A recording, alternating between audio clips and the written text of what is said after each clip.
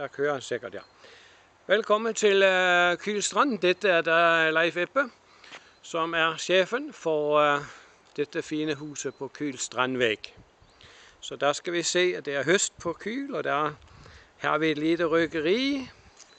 Og så går vi videre til et fint træ, som alle kan klatre i, som har lyst til det. Og her ser vi ind i hagen. Går vi ind på trampolinen. Her kan barna ha det veldig trivelig. Og så ser vi huset vårt. Her sitter man usjenert med solen.